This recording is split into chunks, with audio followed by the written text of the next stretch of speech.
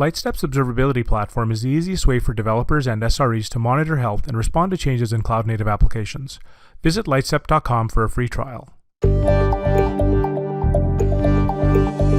In the most recent InfoQ Trends Report on architecture, the InfoQ team added designing for sustainability for the first time, suggesting that it's emerging because people are realising that the software industry is responsible for a level of carbon usage comparable to that of the aviation industry.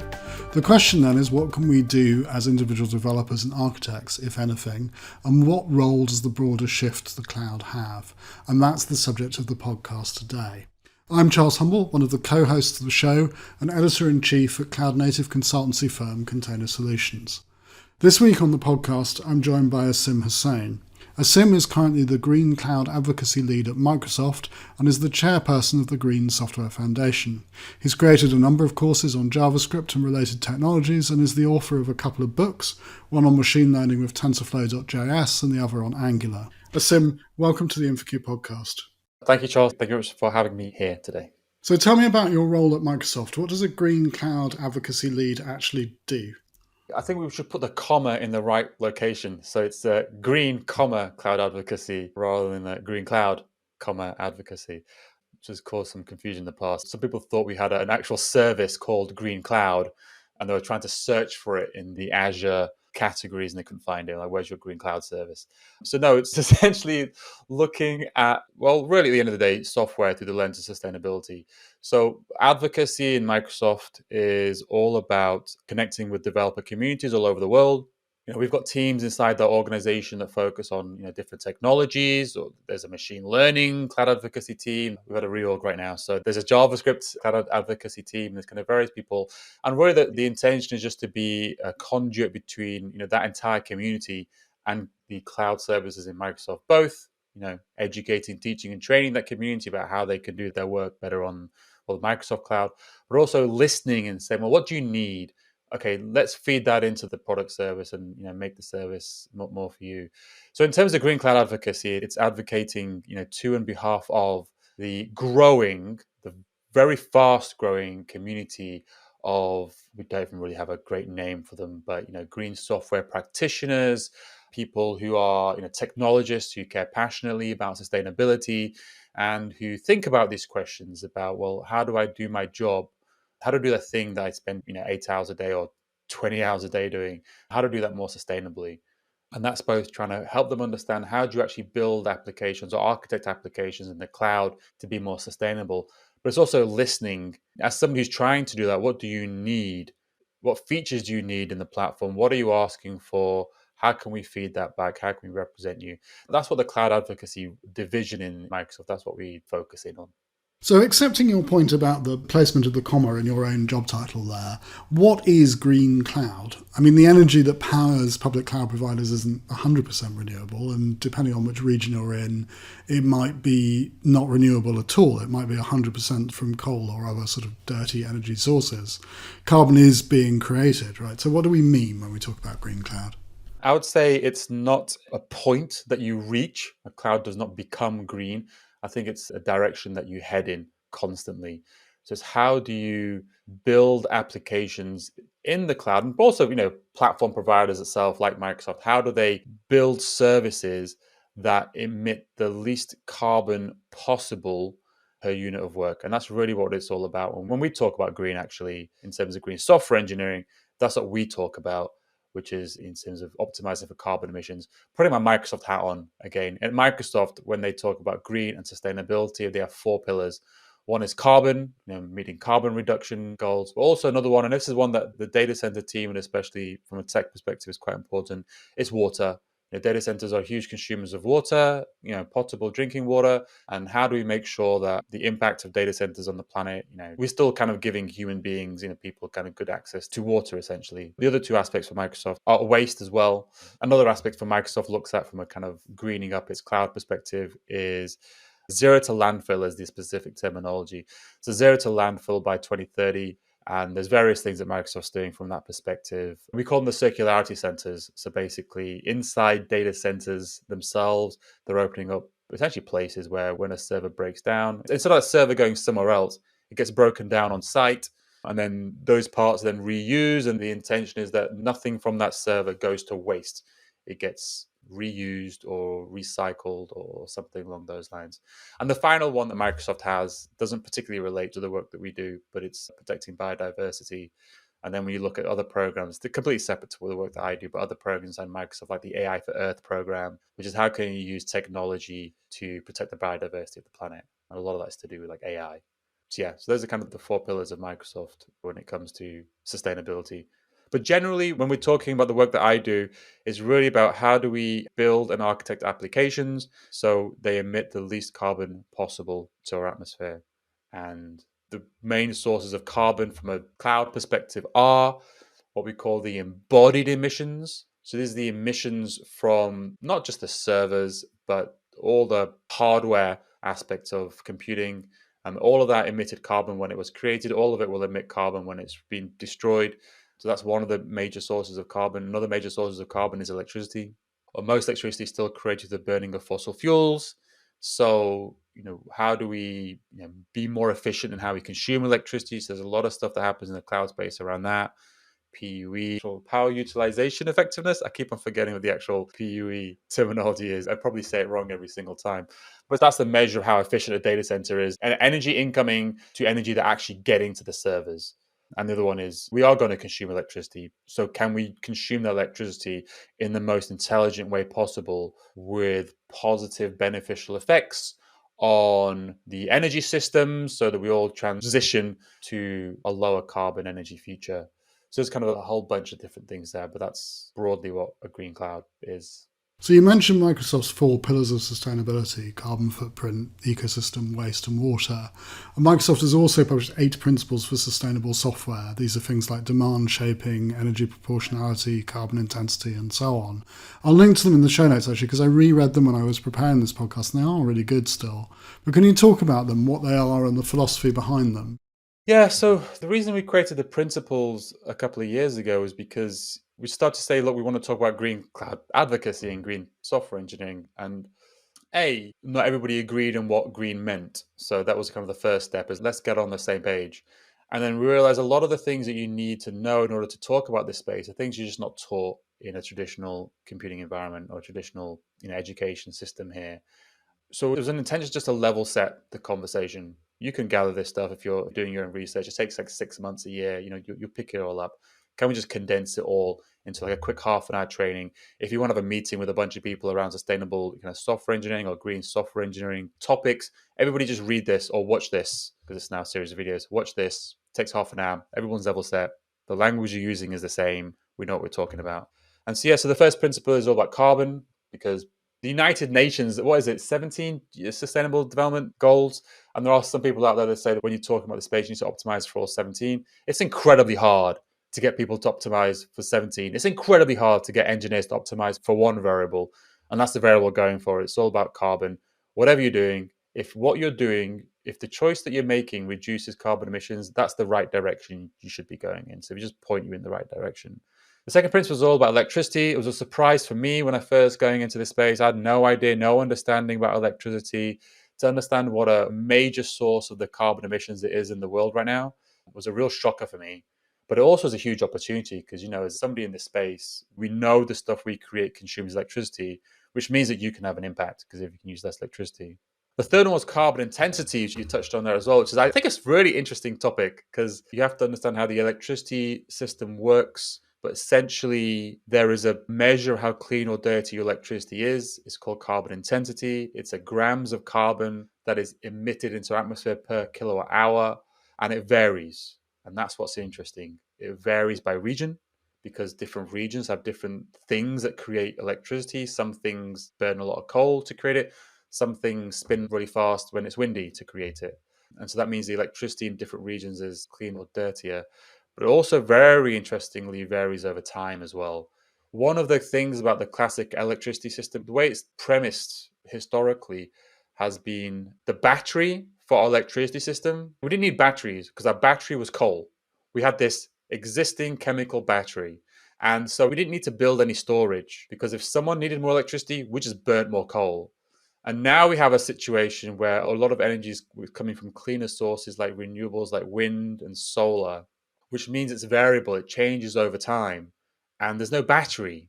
And so if you needed to use more electricity in the past, you just burnt more coal. Now we have these scenarios where how clean or dirty electricity is just varying over time. And so what you as a consumer of electricity can do something called load shifting, which is moving your workload either to a different region where electricity is cleaner or to a different time when the electricity is cleaner. And that is one really interesting mechanism of reducing the carbon emissions of your software. There's others. I don't know if you want to go through all 8 of them, but those are the 3 key ones. I think that's fine. As you said, you've hit the sort of 3 main ones.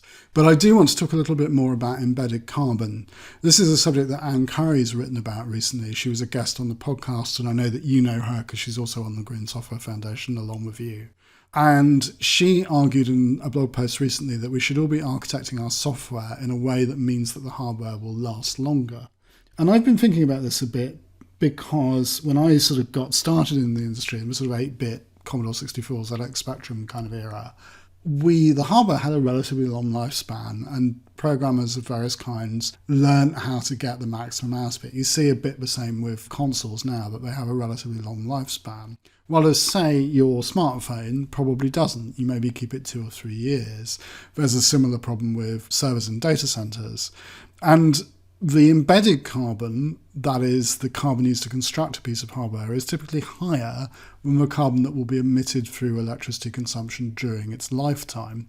So isn't focusing on the software kind of focusing on the wrong thing? My world is all about trying to answer the question, if you're in the business of building software, what influence do you have? And so, yes, there are other truths out there. Like, yes, a lot of the carbon emissions are with hardware. The solutions, if you're in the software industry, you probably don't have much influence over it. The one thing you do have influence over is, as you said and mentioned, which is kind of, can you make hardware last longer?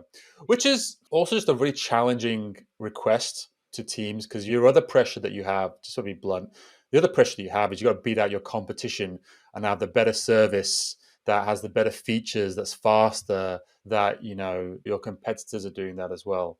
But at the end of the day, the only reason, and I think the argument comes very much from a mobile and laptop perspective. Well, mobile and kind of tablets are very much the types of devices where they're so energy efficient these days that most of the carbon is in the embodied carbon from that. Servers are different. Most of the carbon will be from the electricity that servers consume, just because they're powerhouses. Your mobiles and your laptops and your tablets are kind of, they're just built a little differently. You know, the screen goes off. They're actually built in such a way that it reduces the clock cycles if it's not being used. It really conserves it a lot. And it's not going to break. There's no moving parts. It's not going to break. So I'm going to make a decision to get rid of this mobile phone. That's all that's going to happen. I'm going to make a decision to get rid of it.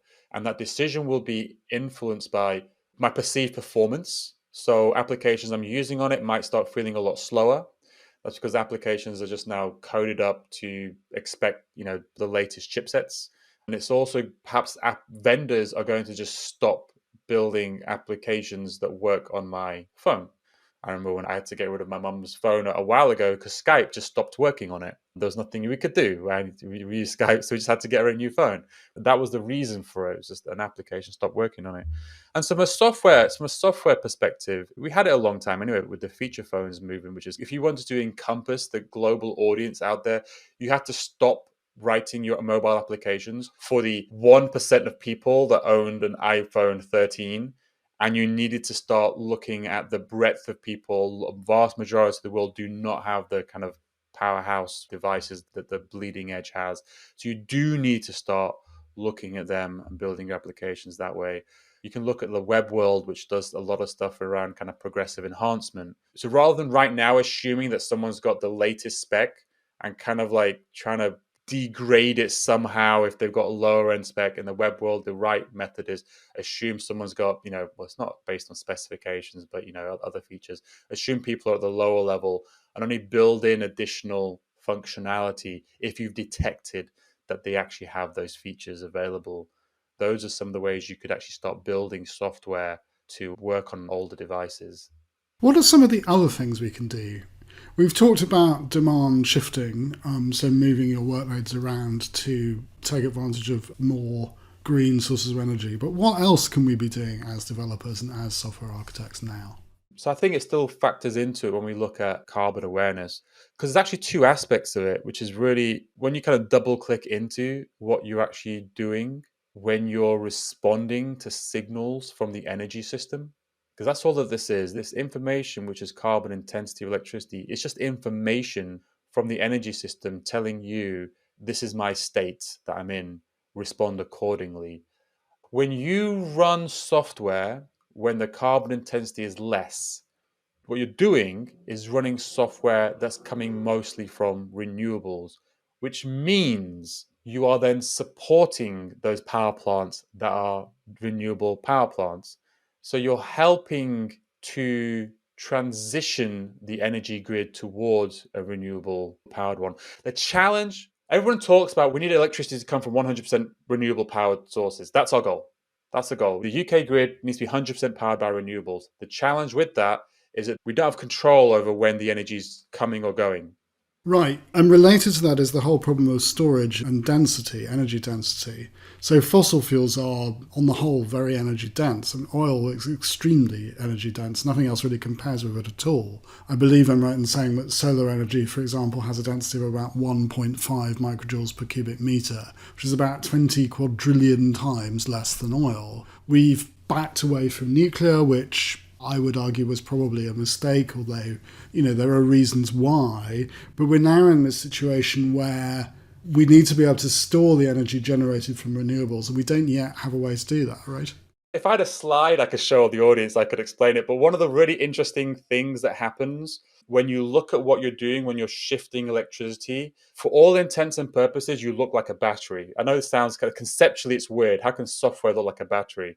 But for all intents and purposes, to a utility provider, you're a battery. So the ability to shift loads around at different times is that equivalent. In fact, another term that's often used in this industry is called a virtual power plant. Load shifting through time and through space looks like a power plant because you can say moving workloads at different times acts the same way on the energy system as a power plant. So there's actually startups and stuff that are trying to IoT the world together, all the battery storage devices in the world together, like laptop battery storage devices together and EV charging devices together, because it looks like a power plant.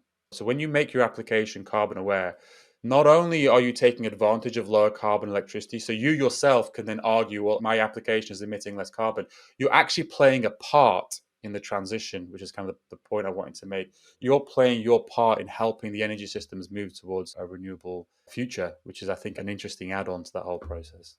Right, and what's interesting there is, presumably, if there's some way that you can measure your carbon use, your impact over time, then that becomes another thing that as developers and as architects you can be optimizing for, in the same way that you might optimize over time for financial cost. You might monitor the price of your Amazon bill, and if that suddenly spikes, then you would investigate that and hopefully bring it back down again. You could be doing the same thing for your carbon usage if you could get the data, if you could monitor that. But how do you get the data? How do you monitor what's going on? So it's one of the things that we're working on in the Green Software Foundation is that it's the measurement process. Like every one of our member organizations have identified this as their biggest challenge is we need a method of measuring our software because the existing methods of measuring have problems. Like right now we have the greenhouse gas protocol. That's the main method people use to measure everything inside organizations. The really annoying thing about software is that it doesn't all fit inside an organization. One example I give is Windows. So Windows is used by however many hundreds of thousands of organizations in the world. But the way the greenhouse gas protocol works is only the Microsoft employees that use Microsoft Windows would factor into scope 1 and 2 at least, which is a part of the emissions characteristic. And open source as well. Like there's no organization around an open source project. And yet everything we use in the cloud, pretty much everything we use in the cloud is based on open source technologies. How clean and dirty those open source technologies. An organization might have pressure on itself to make its proprietary technology greener, but really you probably want the open source technologies underneath it to have the similar pressures to become more efficient or to have greener applications. And so the thing that we're developing is something called a software carbon intensity specification, which is not a total, it's an intensity, it's a rate. So for Windows, it might be carbon per user. And also the other position that we've taken is that neutralizations, and by neutralizations we mean offsets, and renewable energy credits, and kind of what we talk about with renewable energy is actually the way it's bought and sold is actually an offset. So we have taken the position that offsets are very important, but they shouldn't be factored into the calculations from a software perspective. Because if you were to give an organization a choice, say, look, you need to reduce your carbon emissions of your software by 50%. It's going to cost you 20 million to do that if you used our dev teams to do it. Oh, and by the way, you probably won't be able to deliver half the features you want to deliver over the next year. Or you can spend 500,000 on buying some offsets. Most of the time, people would purchase offsets. The investment wouldn't flow into the things we need it to flow into, which is reducing the emissions of your software systems. And that's why we're building kind of the SCI from scratch. It's built up 100% for software systems, whether you are a huge distributed cloud system or a small monolithic open source library, it's applicable to you. And the fact that it's a rate rather than a total means it incentivizes reductions rather than neutralizations, which is where unfortunately a lot of the effort tends to get biased towards these days. And that's kind of the big challenge that we have, is to have a method of measurement that is designed just for software. So what are the next steps for the Green Software Foundation?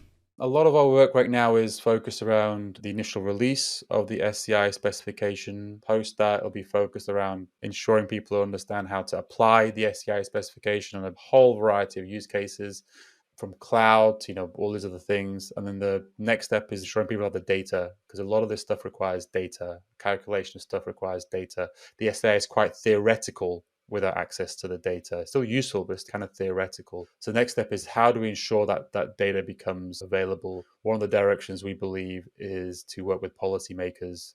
The SCI in some shape or form becomes policy somewhere, then we're just going to see the data flow. The data is going to be made available because there'll be a regulatory requirement to make it available. If we can make the SCI somehow included in kind of ESG ratings inside organizations, we call them ESG consultancies that kind of give ESG ratings to organizations, then that will kind of encourage the opening up of the data. But really, what software needs, the biggest challenge we need right now is the data. We need to know, we need to be able to measure. Almost the rest of it is quite easy. Once you can measure, understanding what you need to do to reduce is not that complicated. We all know what we need to do to reduce these days. It's use less electricity, fewer hardware resources, and electricity more intelligently. We can write down what all those options are. Without a method of measurement, it's hard for organizations to invest effort into this. And it's hard for organizations to prioritize what project do you do first. Without understanding the impact, how do you know which do you focus on? Energy reduction? Do you focus on hardware reduction? Where do you focus on first? So measuring is what it's all about. So from the SCI, that's the foundation's initial focus. We've also got a large community aspect to it as well. So large community education. It's actually growing the audience of what we call green software practitioners. We will be focusing a lot on kind of speaking and events just to get the message out. And that once they've got the main kind of SCI focus done, we'll be starting to run workshops. Everything we create is open source and Creative Commons. We're creating Creative Commons workshops that anybody can run inside their organizations to teach them how to take any type of cloud application or whatever and make it greener. And then we're growing a global network of meetups and really trying to expand the set of people out there. If you're an organization, it's very, very hard to find somebody these days who's knowledgeable enough to advise you concretely on how to reduce the carbon emissions of your software system. So our goal is to increase that, or increase the set of people that the organizations can reach out to and hire with this set of knowledge to be able to do this stuff. So finally, if listeners want to get involved in the Green Software Foundation, how can they do that at the moment?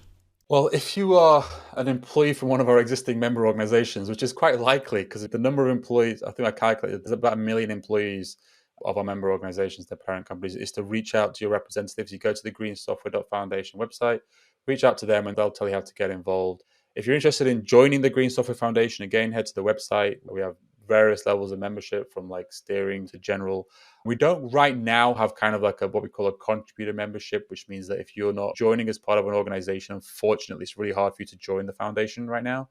But join our newsletter, because a lot of what we do is out in the open. It's open source. Just the same way you can get involved with any open source project, you'll be able to get involved with any kind of foundation project that is open source. It's just that members get access to our Slack, and the act of joining the foundation is acknowledging you agreed to a certain set of rules regarding patent, IP, and copyright. So that usually happens in the more private forums. If it's all out in the open source, it's fairly straightforward. But if you want to join kind of the private forums and take part in the voting and things like that, you've got to be a member, if that makes sense. But yeah, generally head to the website. Right now, the best thing is to join our newsletter, and we'll let you know the stuff that we're doing. Great. And listeners can check the show notes for this episode, and I'll make sure there's a link to the Green Software Foundation website in those. Asim, thank you very much indeed for taking the time to talk to us today on the InfoQ podcast. Thank you, Charles.